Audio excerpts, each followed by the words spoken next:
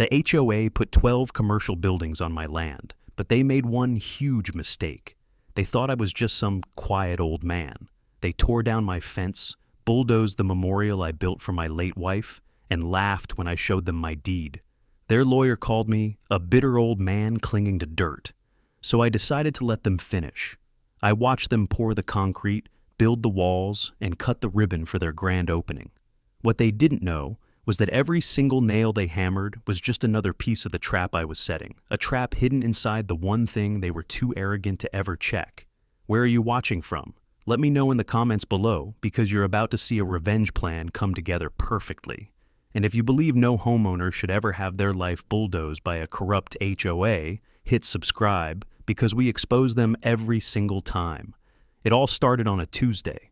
The sound was wrong. Not the usual morning sounds of birds or a distant lawnmower, but a deep rhythmic crunching, metal on wood, again and again.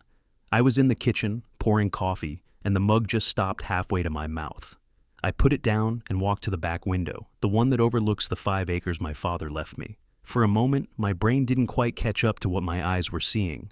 A big yellow backhoe, its hydraulic arm swinging like a prizefighter, was systematically knocking down the old split-rail fence that had marked my property line for as long as I could remember. Each post splintered and fell with a sigh of defeated wood. My fence, on my land. Behind the machine, a young man in a crisp polo shirt with an HOA logo embroidered on it was looking down at a clipboard, making a little check mark. I walked out the back door, not even bothering to change out of my slippers. The morning air was cool, but something hot was starting to burn in my chest. I didn't run, I just walked steady, the way you do when you want to show you're not rattled, even if you are. "Excuse me," I said, my voice louder than I intended. The young man, who couldn't have been more than 30, looked up. He had that clean, overly confident look of someone who's never had a callus on his hand. He gave me a thin, practiced smile. "Morning," he said, like he was greeting me at a country club. "Can I help you?" I pointed with my chin toward the backhoe. "You're tearing down my fence," I said. It wasn't a question. He glanced at the splintered wood, then back at his clipboard, tapping it with a pen. "This lot was officially annexed by the Community Association last year, sir. Part of the new expansion plan." He said it so casually, as if he were telling me the weather. He waved a hand dismissively toward the woods. "This is all slated for commercial development. If you have an issue, you can take it up at the next board meeting. The schedule is on the website." My blood ran cold. Annexed? This land wasn't just some forgotten parcel. It was the last piece of my father's old homestead. He'd signed it over to me quietly years ago, before he passed, making me promise to just let it be. And I had. It wasn't for anything but being. 5 acres of old pines and oaks, a little stream cutting through the middle. After my wife, Sarah, passed, I'd put a simple oak bench right by that stream, in the spot where we'd scattered her ashes. It wasn't fancy, just a quiet place to sit and remember. The young man followed my gaze toward the trees. A sneer, quick but unmistakable, tugged at the corner of his mouth. "Look, I get it. People get sentimental about things," he said, his tone dripping with fake sympathy. "But this place is going commercial. You want to leave a shrine? You can do it somewhere else. Progress, you know? A shrine." He called my wife's memorial a shrine. He called my promise to my father sentimentality, and he called this destruction progress. I turned without another word and walked back to the house. Anger wasn't going to fix this. I'm an engineer by trade, retired now, but my brain still works on logic, on facts, on blueprints and deeds. A mistake had been made, and a piece of paper would correct it. I found the original deed in my filing cabinet, the heavy paper folded neatly in a manila envelope.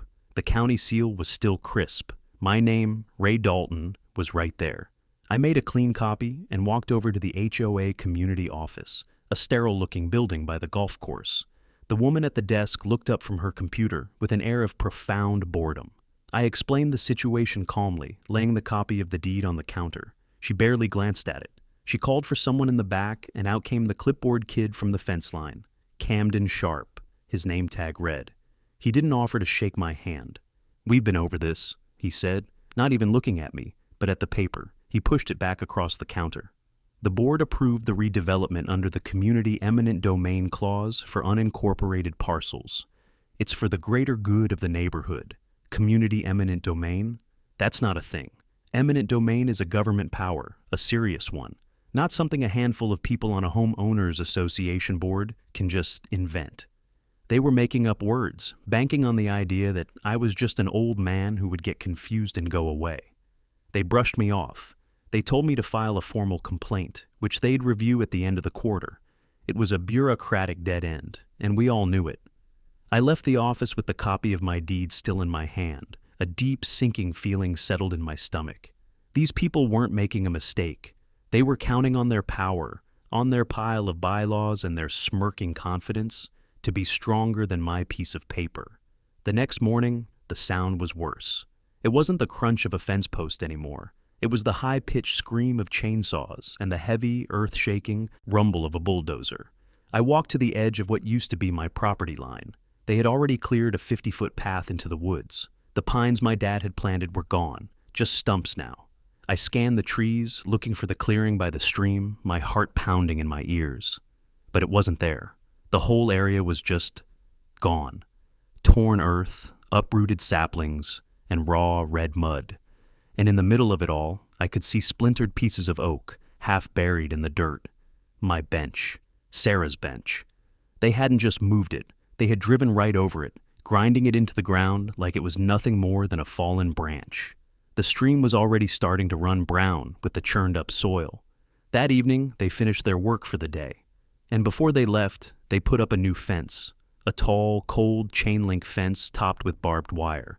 It wasn't to keep people out of the construction site. It was to keep one person out. Me. I stood there as the sun went down, looking through the steel mesh at the scar they had ripped across my land, at the grave of a memory. The hot burn in my chest was gone now, replaced by something cold and heavy. They thought they had won. They thought they had fenced me out. But all they had really done was lock me in with an idea. My first move wasn't anger. It was research. The next morning, I drove down to the county clerk's office, the old stone building downtown that smells like dust and paper.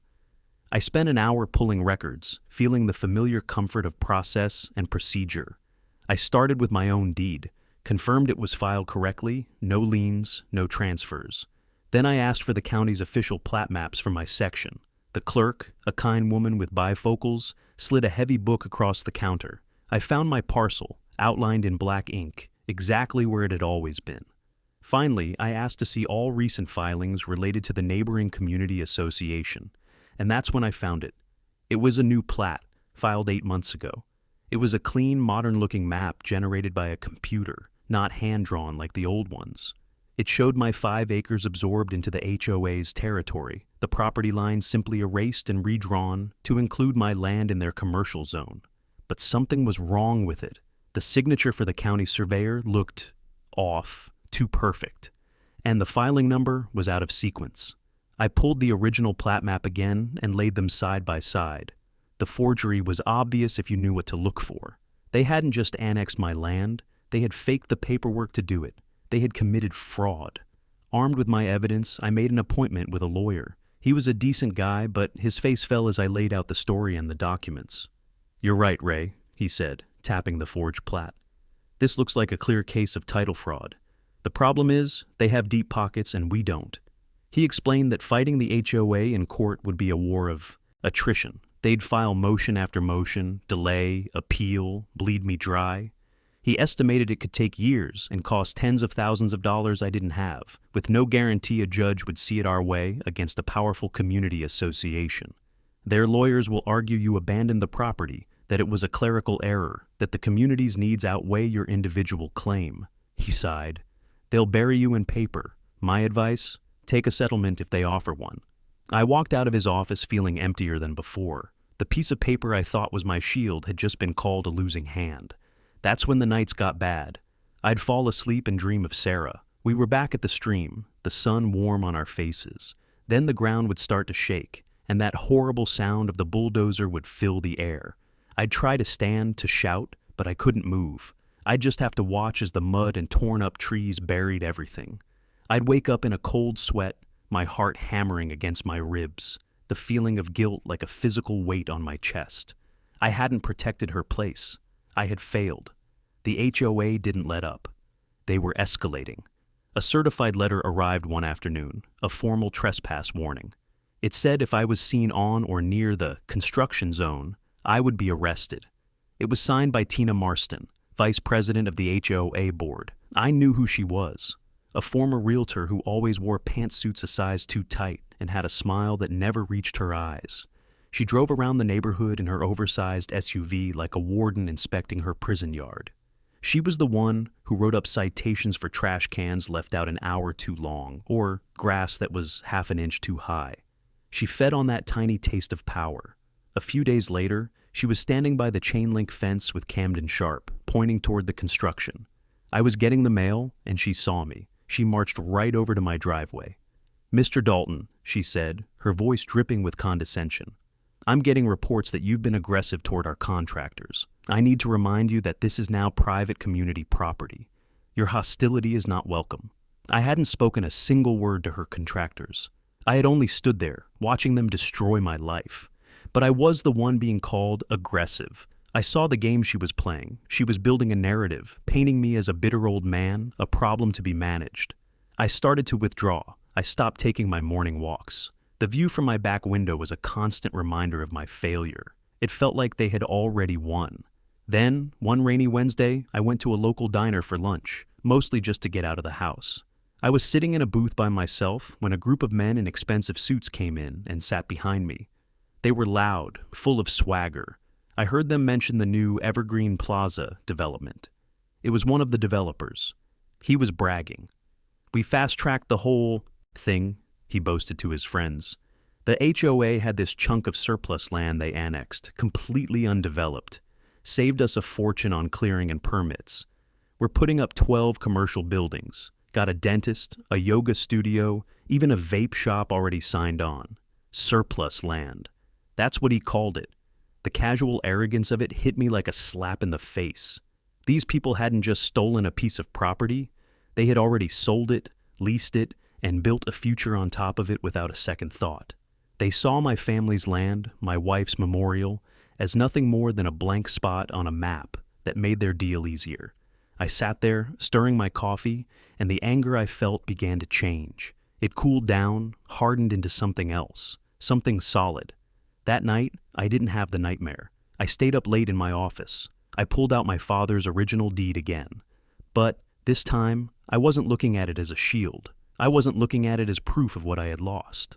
I smoothed the old paper out on my desk under the lamplight, tracing the boundary lines with my finger. They thought this piece of paper was a weakness, a sentimental relic. They had no idea. They had already built their buildings. They had already signed their tenants. They were so sure they had won. A quiet, cold idea began to form in my mind. An engineer's idea. Precise, methodical, and inescapable. The first phone call I made was to a man I hadn't spoken to in nearly a year. "Eddie," I said when he picked up. "It's Ray Dalton." There was a pause, then a gravelly voice on the other end. "Well, I'll be. Still breathing, are you, Dalton?" That was Eddie Lynn. We'd served together in the Navy, both in engineering. He was the best surveyor I ever knew, a man who trusted his gut, and a 100-year-old map more than any GPS. He'd retired to a small trailer out in the county, off-grid and off-temper. I told him the whole story, from the backhoe to the forge plat. I didn't have to sell it, he just listened. When I was done, all he said was, "When do we start?" Eddie showed up the next day with his old equipment and a thermos of black coffee. He spent 2 days just walking the perimeter of my original land, using my deed's meets and bounds descriptions, sinking small, discrete iron stakes at the true corners.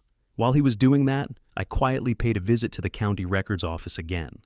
This time, I wasn't just looking. I paid for certified copies of everything. My original deed, the official 1968 plat map, showing my father's homestead, and the HOA's new forged plat. I also got the digital GIS data files from the county planning department. That weekend, my garage became a war room. We tacked the big official county map onto a piece of plywood on my workbench. Eddie had taken the digital data and printed the HOA's forged property lines and their new commercial building footprints onto large, clear acetate sheets.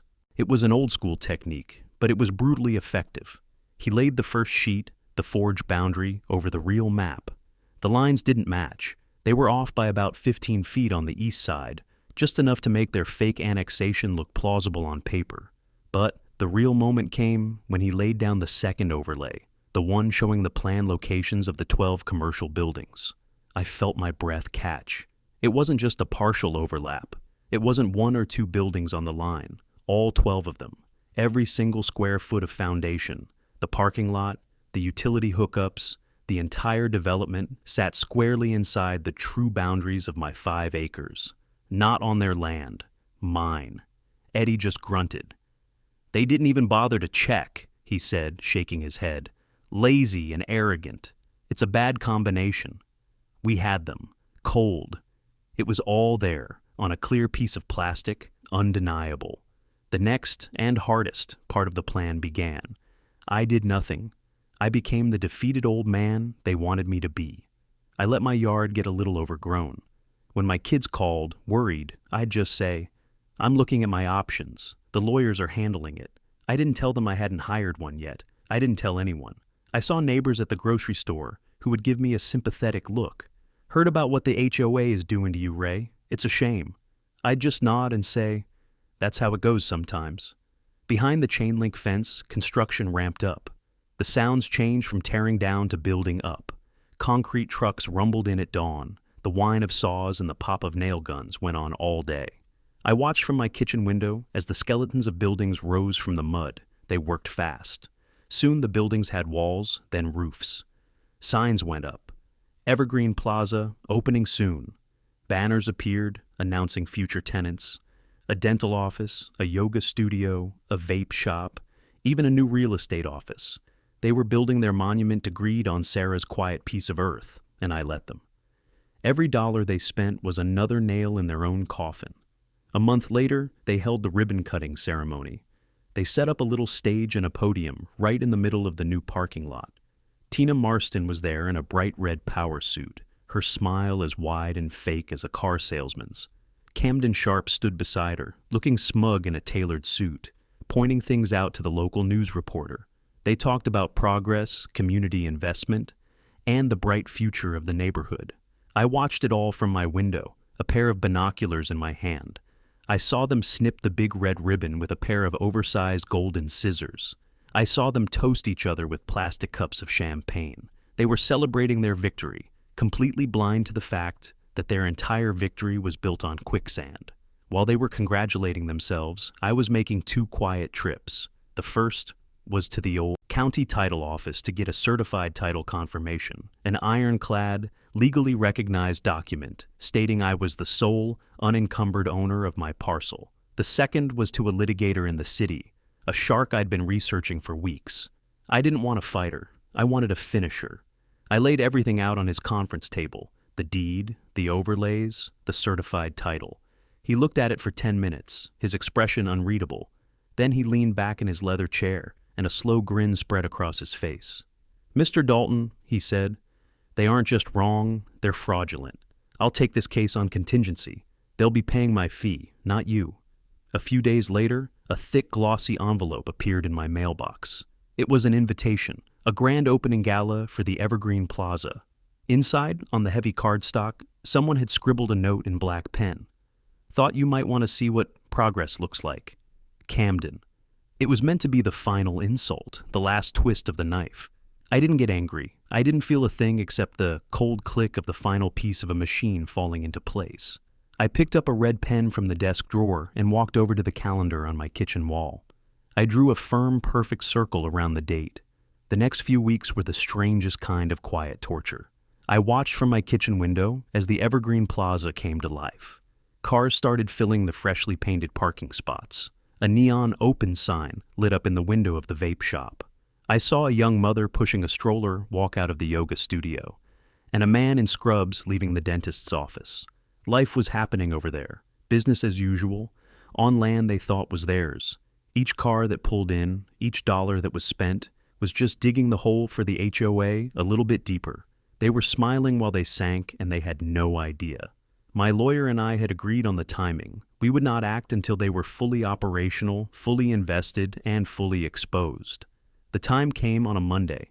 My lawyer, a man named Marcus Thorne, drafted a single simple letter. It was addressed to the HOA's legal counsel.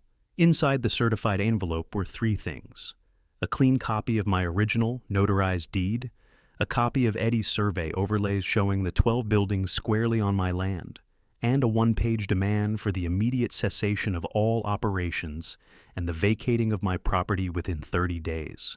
It was a declaration of war disguised as a polite inquiry. We sent it, and we waited. The response came a week later, just as Marcus predicted it would. It wasn't a phone call. It wasn't an offer to talk. It was a thick, angry-looking envelope from their high-priced law firm. It was a cease-and-desist letter. It accused me of harassment, of attempting to interfere with legitimate business operations, and of filing a frivolous claim. The language was aggressive and condescending. It threatened me with a countersuit for damages if I continued to bother their clients. It was signed by some junior partner with a fancy signature. Marcus read it over the phone to me. When he was done, I could almost hear him smiling. "They took the bait," he said. "They didn't even check their own filings. They just assume their money makes them right." I looked out the window at the bustling little strip mall. For the first time in months, I smiled too. It wasn't a happy smile. It was the smile of an engineer who has just watched a complex machine perform exactly to specification. The next morning, Marcus filed two things at the county courthouse. The first was a quiet title action, a formal lawsuit asking a judge to declare, once and for all, that I was the sole legal owner of the land and that the HOA's claim was a cloud on my title. The second was a petition for a temporary injunction to freeze any further development, sales, or new leases on the property until the ownership question was settled. This was no longer about letters. This was official. The court date was set for a month away. The HOA was served the papers the next day. Their reaction was exactly what you'd expect from a bully who just got punched in the nose for the first time: public ridicule. The next monthly HOA meeting was held in the community clubhouse. I usually didn't go, but I made sure to be there for this one. I sat in the back, just listening. Tina Marston was running the meeting, and she made a special point to address the unfortunate legal nuisance they were dealing with. Camden Sharp took the microphone, a smirk plastered on his face. He didn't use my name, but everyone in the room knew who he was talking about. "We have a certain individual," he said, gesturing vaguely in my direction, "who is having a hard time accepting progress. Some people just can't let go of the past." He paused for effect. "We've been advised by our lawyers that this is nothing more than a desperate attempt by a bitter old man clinging to dirt." A few people in the audience chuckled. Tina Marston stepped up to the podium, placing her hand on Camden's shoulder as if he were a conquering hero. "We have made this community better," she declared, her voice ringing with self-importance. "We have brought in new businesses, created value. Some people can't stand to see success. You," she said, finally looking directly at me, her eyes cold, "are the past. This plaza is the future." The room was quiet. I stood up slowly. Every eye was on me. I didn't shout. I didn't raise my voice. I just looked at her, at all of them on the board, and I let the truth land in the quiet space between us. "I buried my wife on that land," I said, my voice steady and clear. "You built vape shops on her grave." For a second, you could have heard a pin drop. Then, a few of the board members, led by Camden, let out forced, awkward laughs as if I'd told a pathetic joke. But the laughter died quickly. It didn't spread through the crowd. Instead, I saw people shifting in their seats. I saw neighbors who used to avoid my gaze suddenly looking at me, then at the board, then back at me. The smiles on Tina's and Camden's faces faltered. For the first time, they looked uncertain. They had tried to paint me as a crazy old man, but in that room, with that one simple truth, I had just painted them as monsters. They didn't know it yet, but their world was already starting to crumble. The day of the court hearing felt different. The air was still and cool, the kind of morning that feels like a held breath. My lawyer, Marcus, picked me up. I wasn't wearing a suit. I wore my old navy dress blues, the jacket a little tighter in the shoulders now, but it still felt right. It felt honest. When we walked into the courthouse, I was surprised to see a couple of cameras from a local news station set up in the back of the courtroom. The reporter, a young woman with a microphone, was talking to her cameraman. The story of the bitter old man versus the big HOA development had apparently made for a slow news day. Good. I wanted people to see this. We took our seats at our designated table. A few minutes later, the doors swung open and in they came, the HOA All-Stars. Their lawyer led the way, a man with silver hair and a briefcase that probably cost more than my first car. Behind him was Tina Marston, dressed in a sharp navy blue pantsuit, her chin held high, a smug little smile playing on her lips. Camden Sharp was with her, looking like a peacock in a ridiculously expensive-looking suit, his hair slicked back. He caught my eye and gave me a little nod, a look that said, "You really brought a knife to a gunfight, old man." Tailing them was the developer I'd seen in the diner, his face a mask of bored indifference. They were a team, radiating an aura of untouchable confidence. They looked like winners. When the judge called my case, Marcus gave me a short nod. We walked up to the plaintiff's table. Their entire legal team settled in across from us. The judge, a woman named O'Connell, with sharp eyes and a no-nonsense expression, looked down at the paperwork. "Mr. Thorne," she said to Marcus, "your client is making a rather extraordinary claim against a major community development. I trust you have more than just sentiment to present." Before Marcus could speak, I said, "Your Honor, may I approach the display easel?" The judge looked at me, then at Marcus, who nodded. "Proceed, Mr. Dalton." I walked over to the easel my lawyer had set up. I was carrying a cardboard tube and a portfolio. I felt every eye in the room on me. I didn't feel nervous, I just felt focused. I took a deep breath and began. First, I unrolled the large original 1968 county plat map and pinned it to the board. "Your Honor," I said, my voice steady, "this is the official map of the county section, as it has existed for over 50 years. I used a wooden pointer to trace a boundary line. This is the land deeded to my father, and then to me, 5 acres. The boundaries are clear." Next, I took out the acetate sheet Eddie and I had prepared.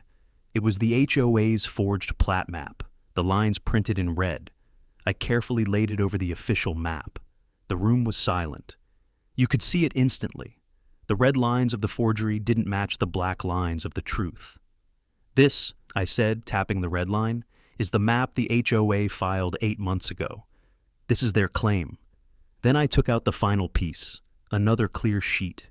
This one with the 12 buildings of the Evergreen Plaza drawn on it in blue. I placed it over the other 2 layers. The effect was brutal. The entire blue footprint of the strip mall, every building, every parking space, was nestled perfectly inside the original black boundary line of my property. Not even close to the edge, a dead center bullseye. "This is the land they build on," I said simply. "Here is where the boundary was, by law." I tapped the black line. "And here," I tapped the red line again, "is the forgery they used to do it." Their lawyer shot to his feet. "Objection, Your Honor, this is a folksy presentation, but it is not evidence. My clients filed the proper annexation paperwork with the county. This is pure theatrics." Judge O'Connell didn't even look at him. She was staring at the maps, her expression unreadable. She held up a hand. "Sit down, counselor," she said, her voice quiet, but carrying an unmistakable edge of steel. "I am finding this folksy presentation to be exceptionally clear." She turned her gaze to Marcus. "Mr. Thorne?" Marcus stood. He wasn't theatrical. He was a surgeon. "Your Honor, we have a sworn affidavit from the county clerk of records. She confirms that the official plat map on file is the one Mr. Dalton first presented. She also confirms that the document the HOA filed, the one with the red lines, bears a forged signature of the county surveyor and a fraudulent filing number. To be clear, the county has no legal record of this annexation ever taking place. Their map is fake." That was it. The pin was pulled.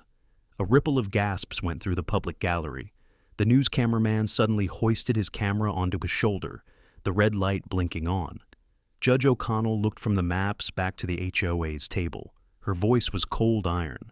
"The court has reviewed the evidence presented by the plaintiff and the testimony from the county clerk. It is the finding of this court that the property in question, known as Parcel 7A, is the legal and sole property of Mr. Raymond Dalton." She wasn't done. She looked directly at Tina's and Camden. "Furthermore, the court finds that the entirety of the commercial development known as Evergreen Plaza sits on that private property. The community association holds no legal deed, no right, and no claim to any of the land on which these structures were built." The courtroom erupted. Reporters were scribbling furiously. The developer's jaw had literally dropped open. Their lawyer was shuffling his papers, his face pale. Then, beside him, Tina Marston made a small, strangled noise. Her eyes rolled back in her head, and she slumped sideways in her chair, fainting dead away. It wasn't a delicate swoon, it was a total collapse. As people rushed to her side, Camden Sharp shoved his chair back and made a run for the side door. He was halfway there when the judge's voice boomed through the courtroom. "Mr. Sharp, you will return to your seat, now." Camden froze, his hand on the doorknob. He turned slowly, his face a mask of pure panic. The show was over. The trap had closed. Leaving the courthouse felt like walking out of a pressure chamber. The news crew ambushed us on the steps, but Marcus handled them, giving a brief professional statement. I just stood behind him, silent. The real work wasn't over. The court order was a piece of paper. Now I had to turn that paper into reality. The next morning, I drove to a print shop. I had them print a dozen large, official-looking notices. At the top, in big, bold letters, it said, "Notice of Eviction." Below that, it clearly stated the court's ruling, the parcel number of the land, and the fact that the current occupants were trespassing on private property. It gave them 30 days to vacate. I signed each one, my name feeling heavier and more solid than it had in months. Then I walked over to the Evergreen Plaza. It was a beautiful sunny day. The yoga studio had its door propped open. The vape shop had a customer. I walked up to the first business, the dentist's office, opened the glass door, and taped the eviction notice squarely in the center of it. I did the same for every single one of the 12 businesses. The looks on their faces as they read the notice, confusion turning to panic, was something to see. They weren't the enemy, not really. They were just casualties in a war the HOA started. The HOA's response was as predictable as it was pathetic. They tried to play the victim. Tina Marston, having miraculously recovered from her courtroom fainting spell, launched a smear campaign. An emergency newsletter went out to the entire community. It painted me as a greedy, vindictive old man who was trying to destroy small businesses and ruin the community's progress out of pure spite. They started a petition on the community Facebook page titled, "Save Evergreen Plaza from a Hostile Takeover." They were trying to twist the narrative, to make it seem like they were the ones being attacked. They conveniently left out the part about the forgery, the fraud, and the fact that they'd built their precious plaza on stolen land. That's when my daughter, who works in marketing, gave me an idea. "Dad," she said, "they're controlling the story. You need to tell your side." So we did. We set up a small camera on a tripod in my living room. I just sat in my armchair, the original deed and the acetate maps on the coffee table in front of me. The video was titled, "Here's How My HOA Stole My Land to Build a Strip Mall." I didn't yell. I didn't use fancy words. I just walked through the story, piece by piece, just like I did in the courtroom. I showed the maps. I showed the deed. I told them about Sarah's bench. I kept it simple, clear, and true. We posted it on YouTube that night. I figured a few neighbors might see it.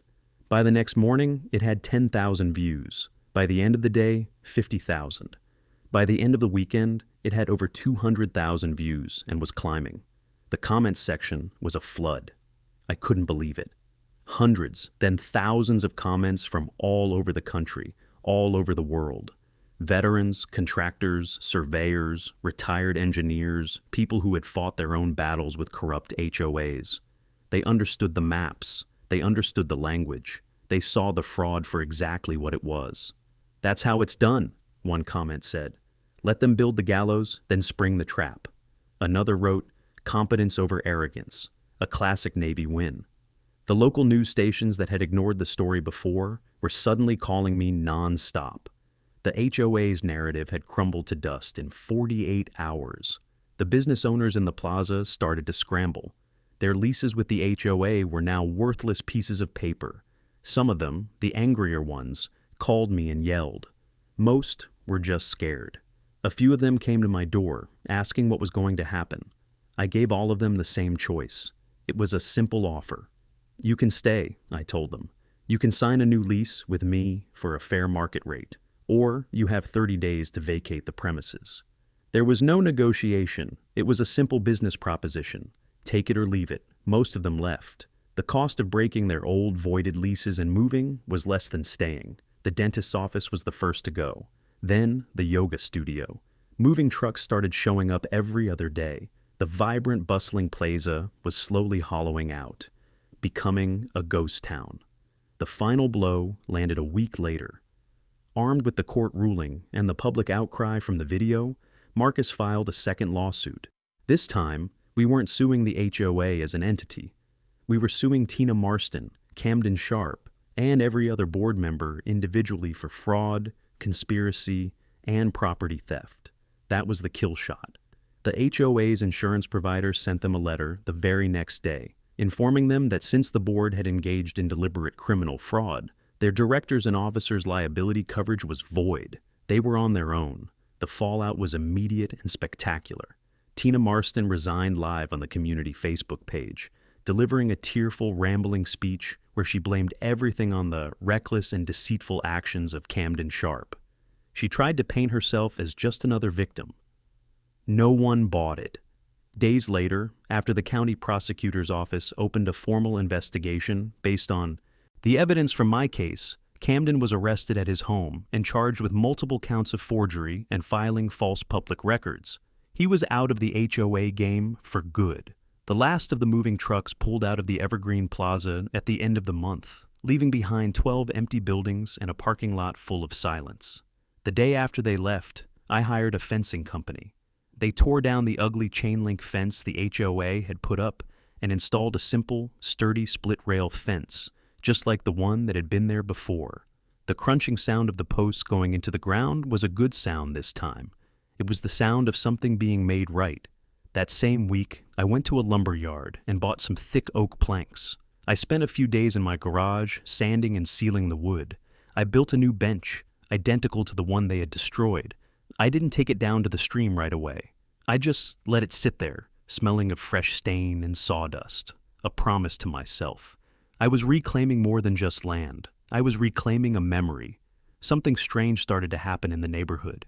People who had been silent for months, the ones who had given me those sympathetic but distant looks in the grocery store, started to stop by. One of my neighbors, a guy named Frank, came over while I was working on the fence. He told me that Tina Marston had fined him $300 last year because his kid's basketball hoop was an inch too close to the sidewalk.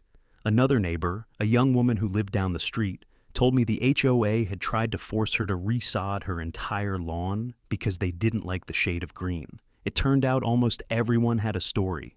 They had all been bullied, fined, and intimidated into silence by Tina and her board. My fight had become their fight, and now that the bullies were gone, they weren't afraid to talk anymore. Camden Sharp was convicted 6 months later. He pled guilty to forgery and a deal to avoid a longer sentence. The last I heard of Tina Marston, she'd sold her house at a loss and moved out of state. Her empire had crumbled, and her name was Mud. The HOA was in shambles, facing lawsuits from the developer and the evicted tenants. At a special election, an entirely new board was voted in, a group of longtime residents who were tired of the old way of doing things. One of their first official acts was to pass a new rule, which they unofficially called the Dalton Rule. It stated that no property could ever be annexed or rezoned by the association without a 100% unanimous vote from every single homeowner. Their power to just take things was gone for good. One Saturday afternoon in the early fall, I rented a couple of big charcoal grills and sent out an email to the neighborhood. The subject line was just potluck. I invited everyone to a get-together, not at the community clubhouse, but on the vast, empty concrete slab where the vape shop and the yoga studio used to be. I didn't know if anyone would come, but they did. Dozens of them. They brought folding chairs, coolers, and covered dishes. Kids drew with sidewalk chalk where the parking lines used to be and threw frisbees across the empty asphalt. Frank, the guy with the basketball hoop, clapped me on the shoulder. "You know, Ray," he said, looking around at the crowd, "this is the most community I've ever seen in this community." After the party, when everyone had gone home, I finally carried the new bench down the hill. I placed it by the stream, in the exact spot the old one had been. The woods were already starting to reclaim the scarred earth. New saplings were pushing up through the dirt. It would take time, but it would heal. My lawsuit against the board members settled out of court. It was a substantial amount. I used some of it to pay Marcus Thorne, who had earned every penny. I used some more to set up a small community fund, a legal defense resource for any homeowner in the county who was facing an unjust fight with their HOA. No one should have to face that kind of power alone. I sat down on the bench as the evening light filtered through the trees. The water in the stream ran clear again. I thought about what they had done, their arrogance and their greed. They thought I was too old to fight, that I'd just roll over and accept their made-up rules. They thought the land was just dirt, a blank space on a map for them to fill with profit. But they were wrong. Land holds memory, it holds truth, and sometimes, if you're patient enough, it holds the trap they walked right into. That land is mine, and it always was, always.